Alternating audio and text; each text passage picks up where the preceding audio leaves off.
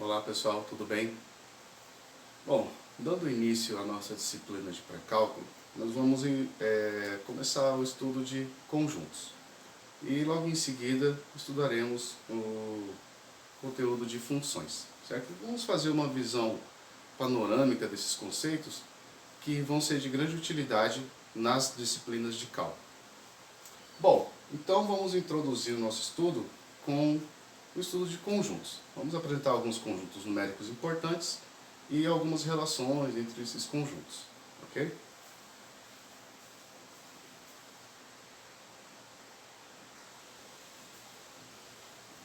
Bom, então o primeiro conjunto numérico que a gente vai ver aqui é o conjunto dos números naturais.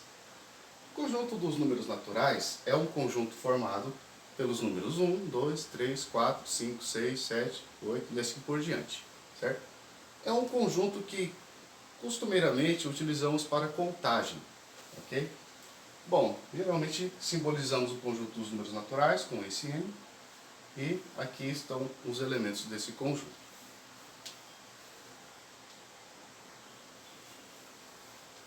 Bom, um outro conjunto numérico importante é o conjunto dos números inteiros. O conjunto dos números inteiros é formado por todos os números naturais negativos, ou seja, menos 1, menos 2, menos 3, menos 4, menos 5, assim por diante. O número zero, que não estava incluído no conjunto dos números naturais, e o próprio conjunto dos números naturais, certo? Simbolizamos o conjunto dos números inteiros por esse símbolo, e aqui estão os seus elementos.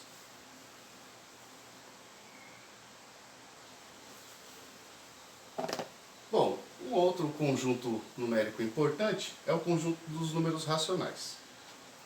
O conjunto dos números racionais é formado por todas as frações, todos os números que podem ser escritos na forma da fração a dividido por b, onde a e b são números inteiros e b, o número que está no denominador, é diferente de zero, ok?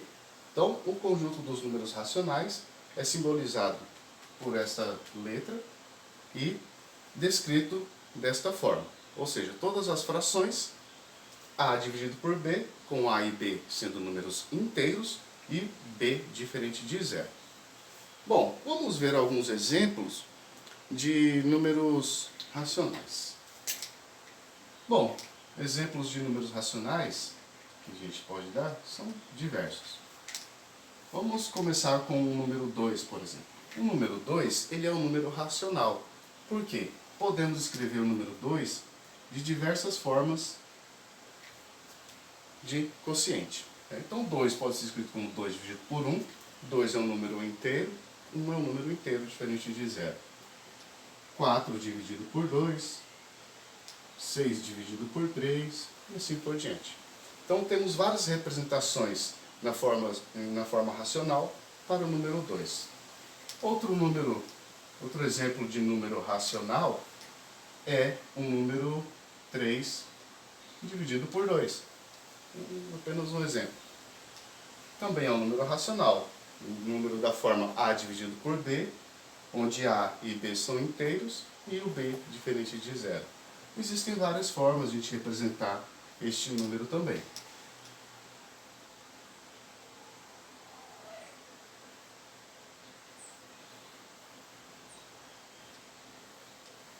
Então aqui estão algumas formas de a gente representar 3 dividido por 2. Ok? Bom, então temos aqui o conjunto dos números racionais.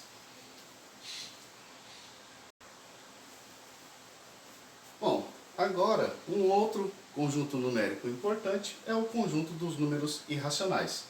Bom, vimos anteriormente o conjunto dos números racionais, que era um conjunto constituído por todos os números que possuem a forma representada na sua forma na representação de fração. Bom, o conjunto dos números irracionais é um conjunto formado por todos os números que não podem ser escritos na forma de fração, a dividido por b, onde a e b são inteiros e b é diferente de zero. Então, temos o conjunto dos números irracionais.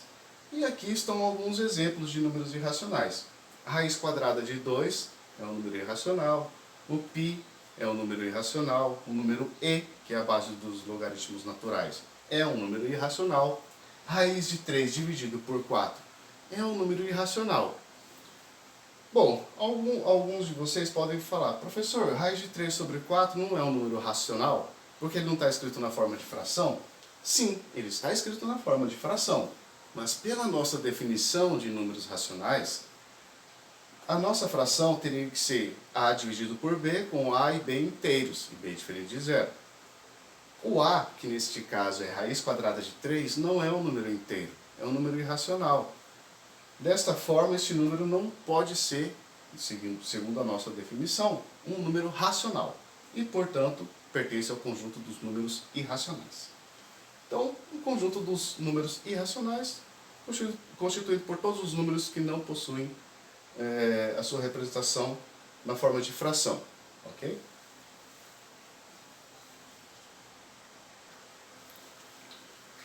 Bom, e por fim, temos o principal conjunto numérico, que é o conjunto dos números reais.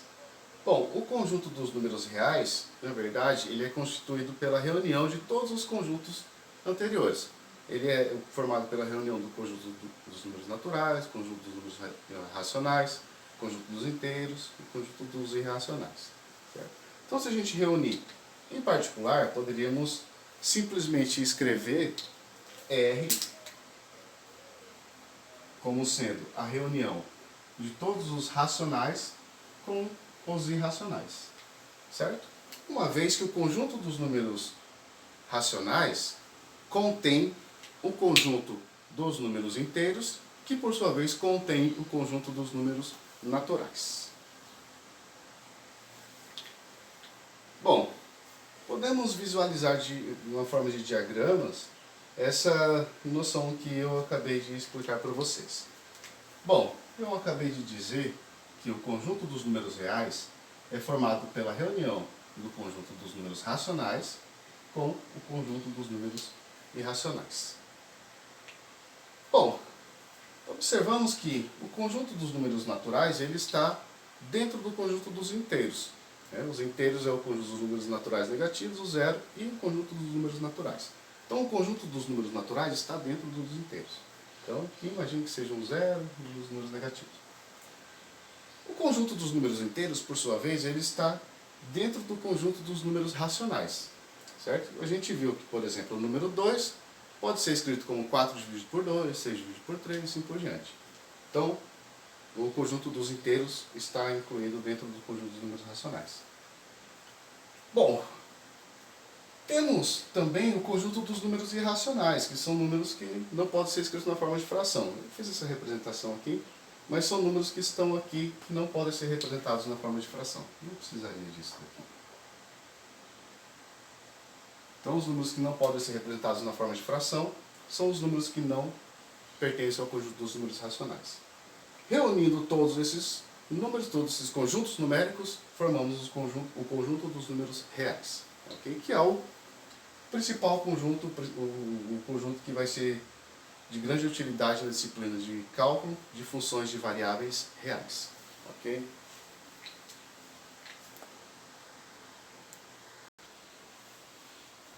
Bom, pessoal, feitas as apresentações dos conjuntos numéricos, vamos iniciar agora, vamos ver agora algumas propriedades e fatos sobre o conjunto dos números reais. Bom, então, uma propriedade dos números reais é que podemos associar, na verdade não chega a ser uma propriedade, mas o fato é o seguinte, de que podemos associar a cada número real um ponto da reta. Então aqui temos uma reta, que eu vou chamar de reta real, e eu coloquei alguns números aqui.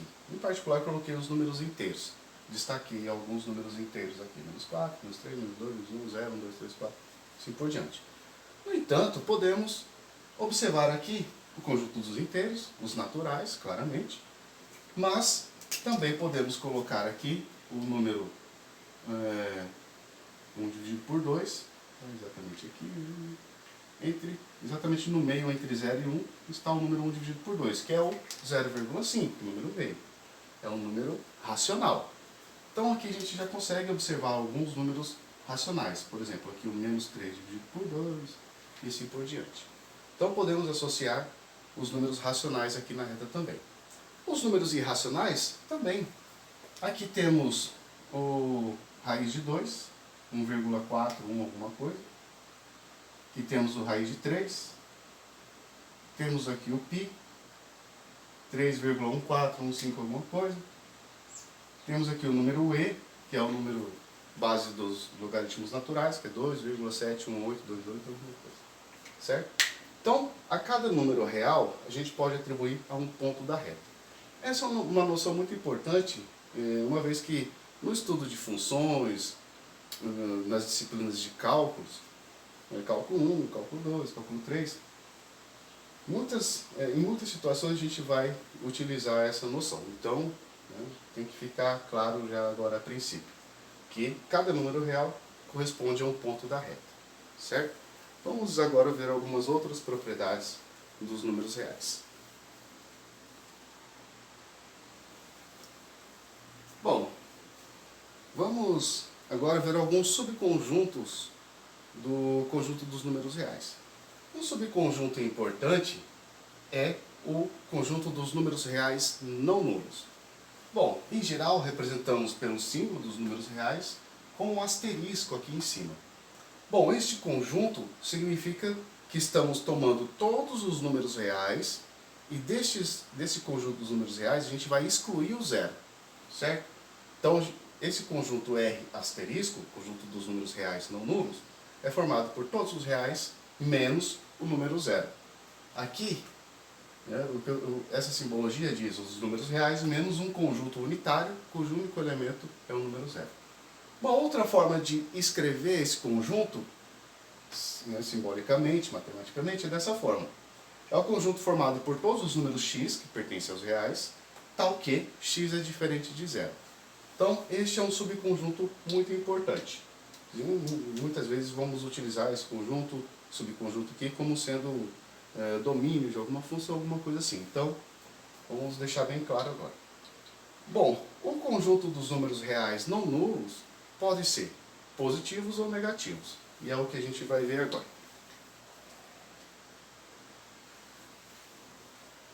Bom, então aqui temos mais dois subconjuntos. O conjunto dos números reais não nulos positivos, que é formado por todos os números x que pertencem aos reais, tal que x é maior do que zero. Notem que aqui eu não posso colocar o sinal de maior do que ou igual. É exclusivamente maior. Certo?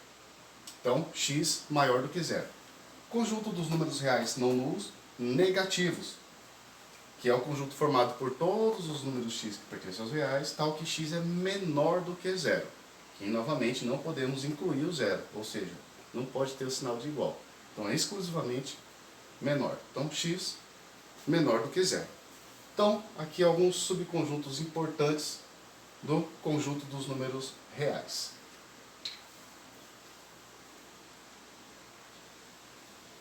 Vamos ver aqui alguns exemplos. Bom, eu vou pegar o número x igual a raiz de 3 dividido por 3. Bom, este número x, ele é obviamente um número real, certo? Ele é um número real diferente de zero, né? X é diferente de zero, e é um número positivo. Portanto, este número x, ele pertence aos números reais não nulos positivos, certo? Vamos pegar um outro exemplo aqui. Vamos supor que o nosso número x seja menos π.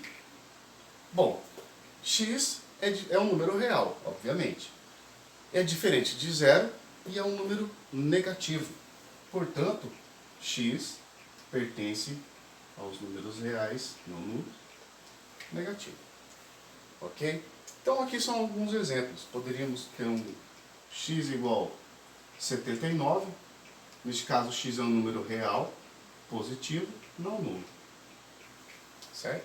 E assim por diante. Então aqui apenas alguns exemplos dos elementos destes subconjuntos dos números reais. Bom, alguns outros subconjuntos a gente pode obtê-los através dos subconjuntos anteriores.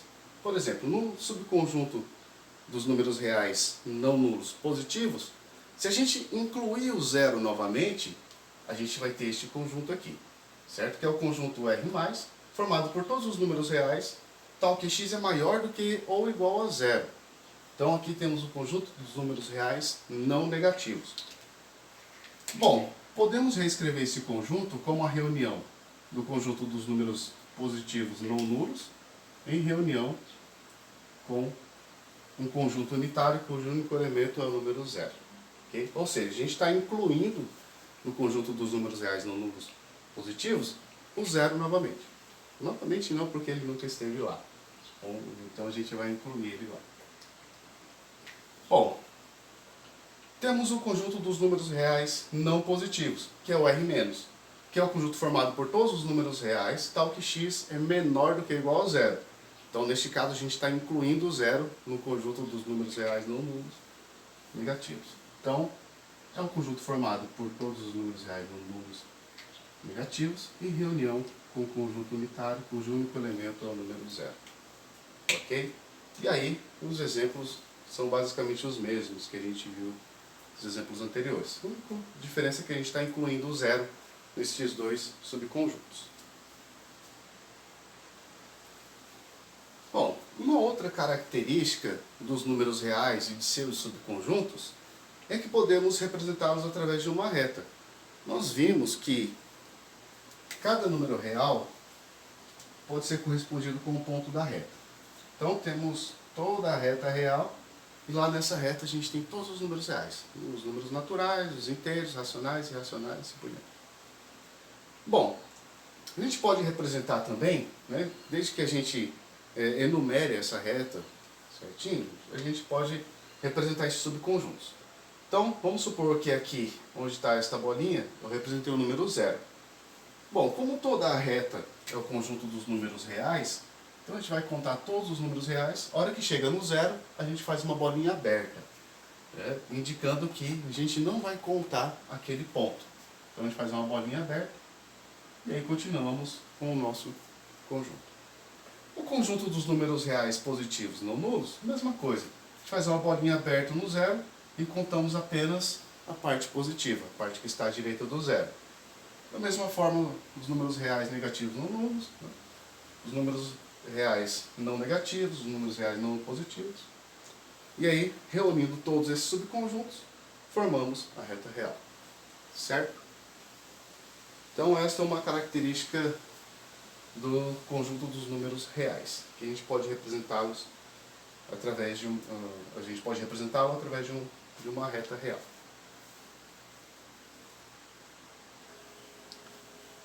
Bom, pessoal, agora vamos falar um pouquinho sobre desigualdades de números reais. Bom, então dados dois números reais quaisquer, A e B, vamos considerar A e B sendo dois números reais. Apenas uma dessas três afirmações é verdadeira. Ou A é igual a B, ou A menor que B, ou A maior que B.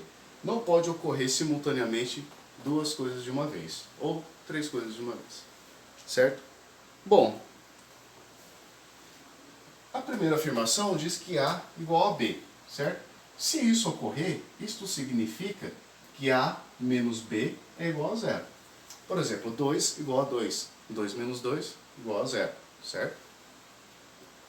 Bom, a segunda afirmação diz que A menor do que B.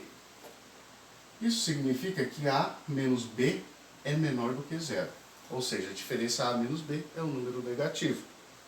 Por exemplo, 2 e 3. A igual a 2, B igual a 3. Se a gente fizer 2 menos 3 é menos 1. Menos 1 é menor do que zero. Da mesma forma, a terceira afirmação diz que A maior do que B. Se isso ocorrer, a diferença A menos B é positiva. Ok? Então, aqui são as propriedades de desigualdade de números reais. Vamos ver aqui agora algumas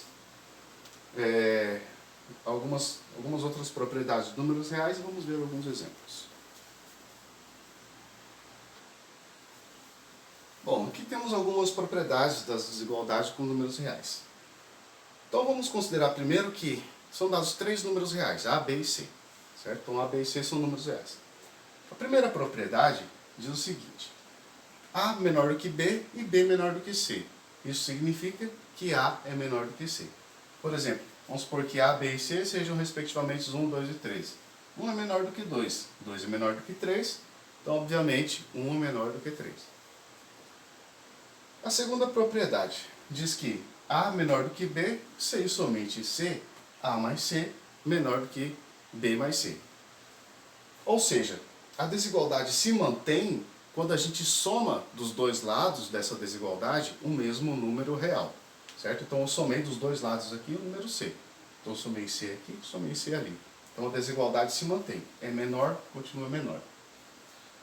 Terceira propriedade diz o seguinte: A menor do que B, C e somente C, A vezes C menor do que BC.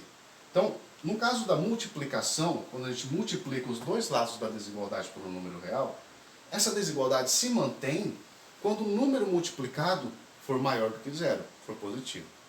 Se o número for negativo, se a gente faz a multiplicação dos dois lados da desigualdade por um número negativo, a gente tem essa quarta propriedade. A menor do que B, C e somente C, A vezes C é maior do que B vezes C. Então a desigualdade muda quando a gente multiplica por um número negativo. Bom, todas essas propriedades continuam sendo válidas quando a gente usa o sinal de maior, certo?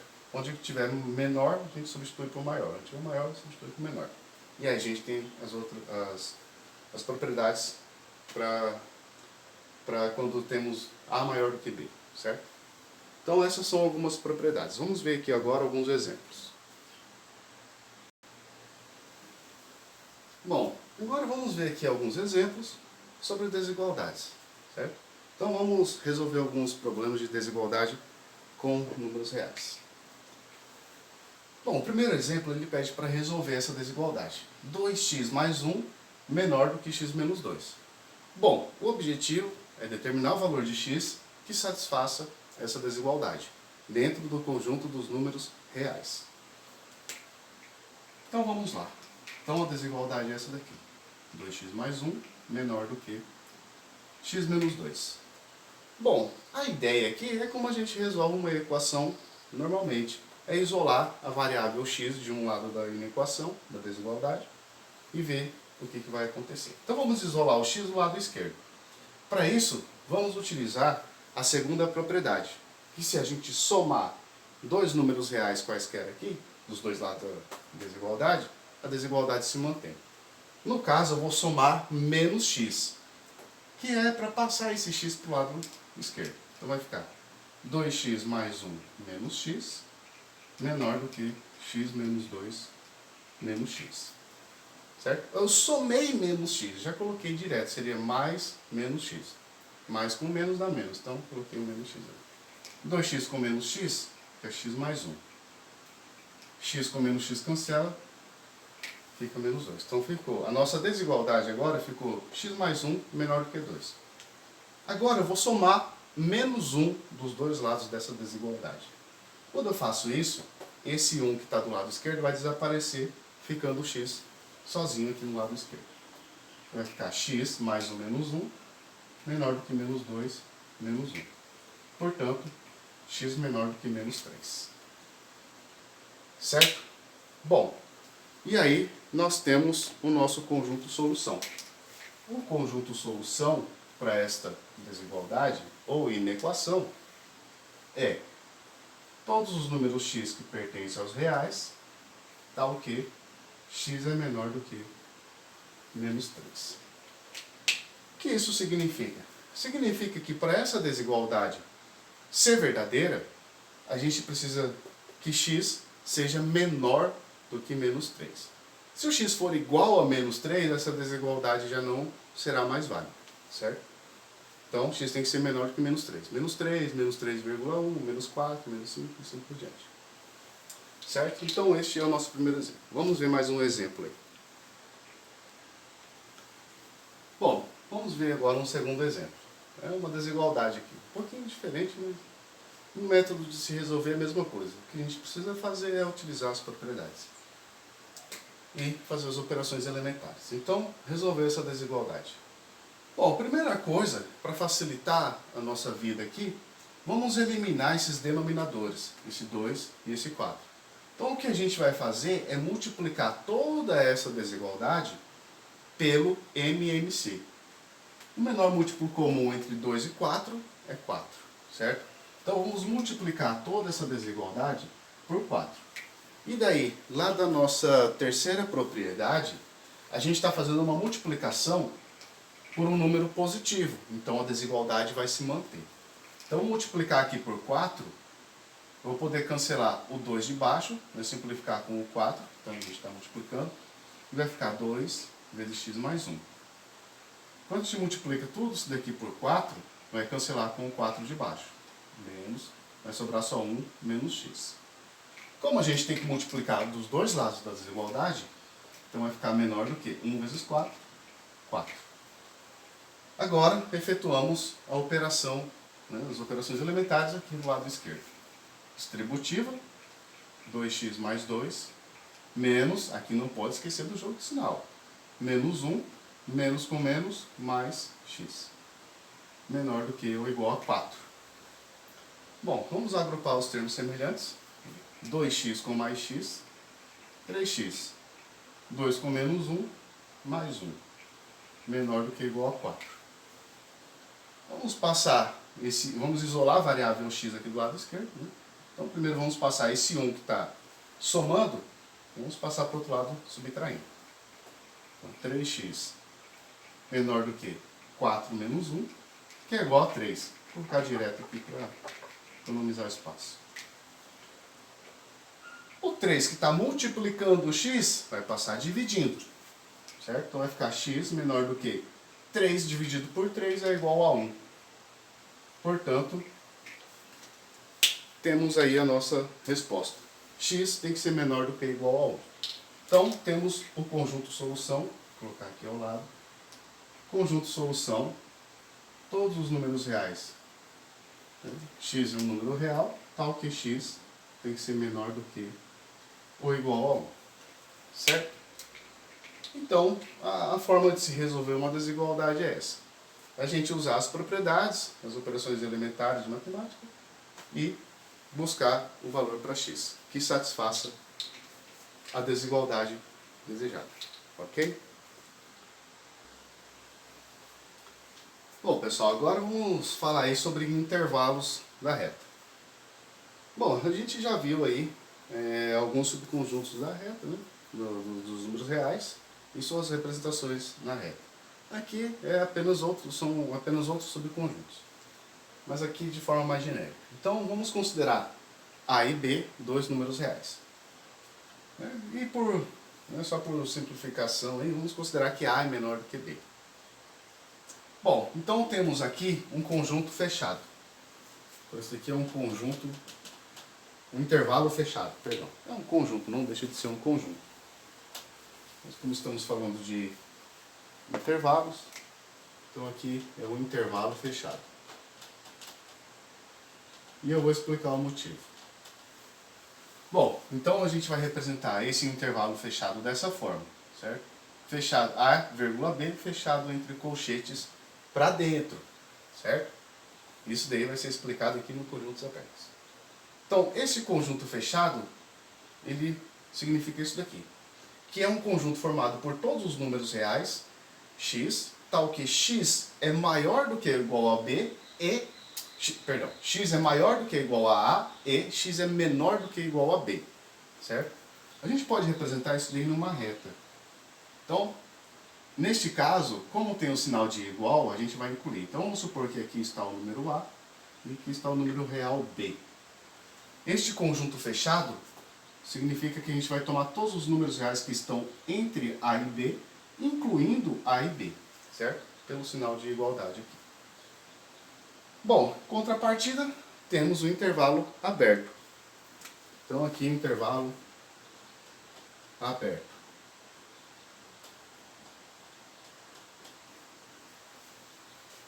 Bom, a gente vai dizer intervalo aberto, um intervalo simbolizado dessa forma. A, vírgula B, com os colchetes virados para os lados de fora, certo? Ou A, vírgula B, entre parênteses. Então os colchetes do lado de fora ou parênteses vão significar a mesma coisa. Bom, este é um conjunto formado por todos os números x que pertencem aos reais, tal que x é maior do que a e menor do que b. Neste caso não inclui os números a e b. Então vamos representá-los na reta. Vamos supor que aqui está o número a e aqui está o número b. Como a gente não quer incluir a e b, então bolinha aberta. Ou seja, e agora a gente vai tomar todos os números que estão entre a e b, excluindo-se os pontos a e b, certo? Então, intervalo fechado e intervalo aberto.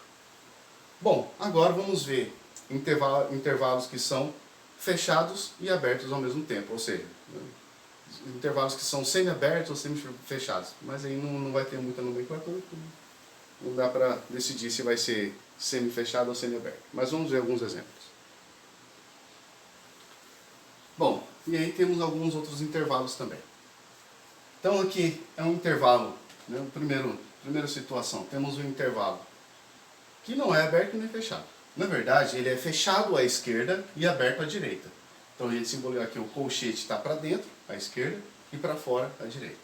Ou podemos escrever dessa forma, com o colchete fechado à esquerda e o parênteses à direita, certo? Bom, isso vai indicar o conjunto dos números reais x, tal que x é maior do que ou igual a A e menor do que B. Fazendo o desenho na reta, então a gente vai fazer uma bolinha fechada no A e uma bolinha aberta no B. Então, fechada à esquerda e aberta à direita. E aí a gente vai tomar todos os pontos que estão ali dentro, incluindo A e excluindo B. Da mesma forma, temos um conjunto que é aberto à esquerda e fechado à direita, certo? Fazendo na reta, a gente vai fazer uma bolinha aberta em A e uma bolinha fechada em B. E aí vamos considerar todos os elementos que estão dentro desse intervalo, excluindo A e incluindo o B. Ok? Então esses são exemplos de conjuntos que não são abertos nem fechados, mas é um de cada. Bom, vamos ver aqui, vamos terminar essa parte de intervalos com esses exemplos de intervalos aqui. Existem outros, basta a gente substituir o sinal de menor igual por menor, ou maior igual, assim por diante a gente obtém outros intervalos. Bom, então vamos ver esse primeiro exemplo aqui, que é um intervalo aberto à esquerda e fechado à direita. Mas os elementos à esquerda é o menos infinito e à direita é o A, certo? Este conjunto, este intervalo, é o conjunto formado por todos os números reais, tal que x é menor do que ou igual a A. Se a gente for representar na reta, a gente vai fazer uma bolinha fechada no A, somente no A, e contar todos os números, todos os pontos que estão à esquerda de A, até o menos infinito, certo? Então, só observar aqui que o menos infinito, ele vai ter que ser sempre aberto. A gente nunca vai poder fechar aqui no infinito, tanto no menos infinito quanto mais no infinito. Então, nos intervalos que a gente for escrever, sempre com o infinito vai ser aberto. Uma vez que o infinito não representa um número especificamente, mas sim uma grandeza que cresce indefinidamente ou decresce indefinidamente. Bom, e aqui um outro intervalo, né? Aberto à esquerda em A e aberto à direita em mais infinito, obviamente. Então fazemos uma bolinha aberta no A, certo?